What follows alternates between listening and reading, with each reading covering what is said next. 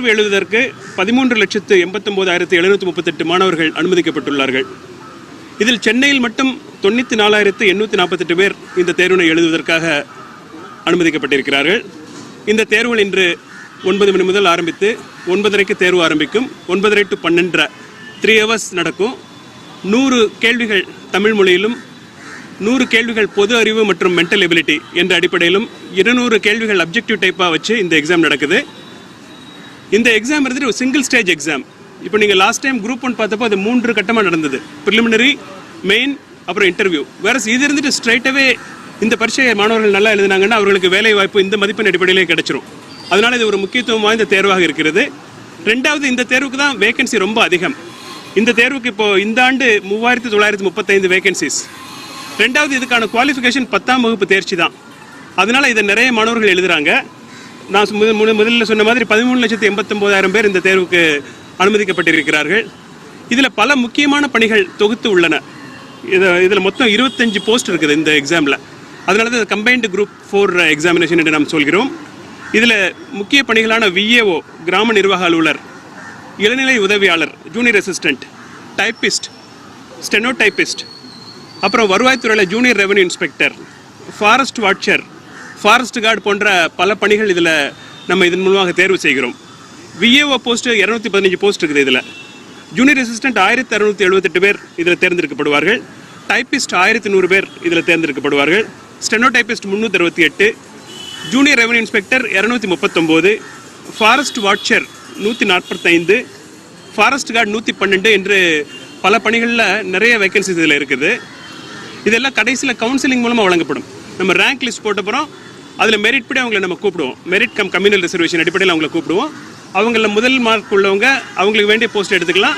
அதுக்கப்புறம் வரவங்க அவங்களுக்கு என்ன போஸ்ட் அவைலபிளாக இருக்கோ அப்படியே அது தொடர்ந்து நடைபெற்று கொண்டே இருக்கும். இதற்கான முடிவுகள் ஒரு 3 மாதத்தில் வெளியிடப்படும் என்று நாங்கள் கருதுகிறோம். சென்ற ஆண்டு பார்த்தீங்கன்னா ஒரு 4-4.5 மாதம் ஆச்சு. இந்த முறை நம்ம பல நடவடிக்கைகளை சிம்பிளிஃபை பண்ணியிருக்கிறதுனால ஒரு 3 மாதத்துக்குள்ளே இந்த முடிவுகளை வெளியிட்டு விடலாம் என்று நான் கருதுகிறேன். குரூப் 1 பொறுத்த வரைக்கும் 2 மாதத்தில் வெளியிடுவோம்னு நாங்கள் சொன்னோம். ஏன்னா அது எழுதினவங்க 2 லட்சம் பேர். இப்போ இந்த தேர்வு எழுதினது ஏறக்குறைய 14 லட்சம் பேர் எழுதுறாங்க. அதனால கொஞ்சம் டைம் 1 மாதம் கூடாகும்னு நாங்கள் எதிர்பார்க்குறோம். அதிகபட்சமாக 3 மாதத்துக்குள்ளே ரிசல்ட் போட்டுடுவோம். முன்னாடி கூட வெளிவரதுக்கு வாய்ப்பு இருக்குது.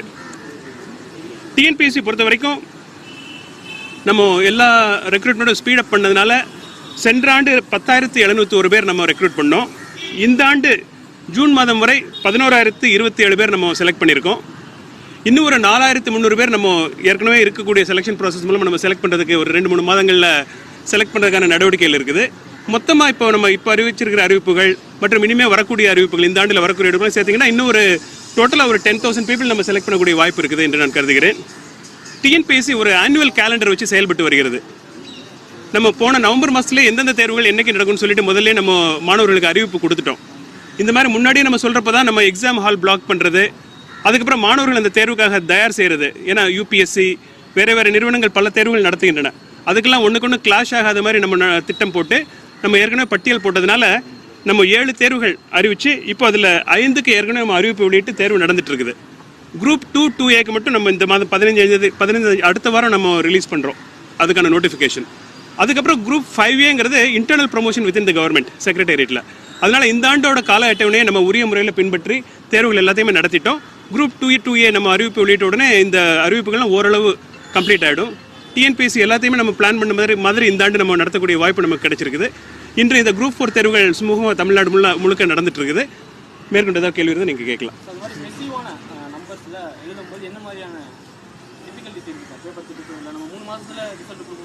ஆமாம்,